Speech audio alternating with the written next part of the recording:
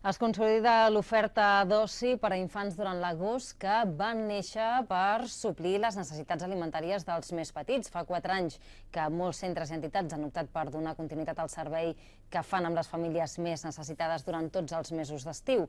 A l'Ateneu Sant Roc de Badalona, però, porten ja més de 20 anys oferint el casal també durant el mes d'agost.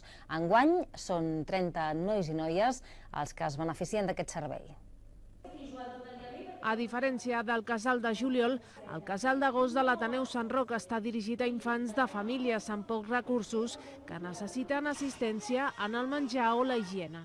És un casal més assistencial, en el sentit que tenim 30 nanos, que són els nanos que necessiten venir a l'Ateneu en aquest cas, que necessiten assistència en quant al menjar, necessiten esmorzar bé, necessiten dinar bé, necessiten dutxar-se i necessiten passar-s'ho bé, perquè si no estarien bastant al carrer o en situacions que no voldríem per cap infant, alguns d'ells.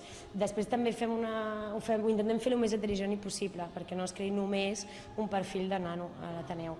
Els nois i noies del casal d'agost esmorzen a les 10 del matí només a arribar a l'Ateneu. Tot seguit realitzen una activitat diferent cada dia, com classes de zumba, taller de cuina o sortides a la piscina o al cinema.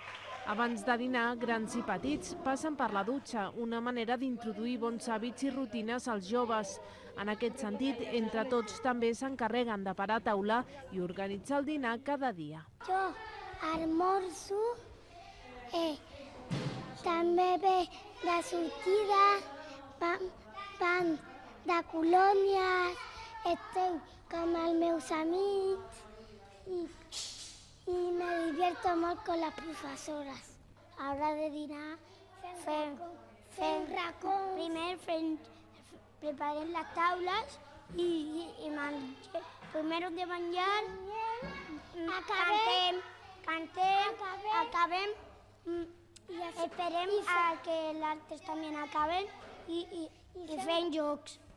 Los monitores nos ayudan mucho, nos ayudan a resolver conflictos, nos hacen nuevos amigos y lo hacen por nosotros y son muy buenos.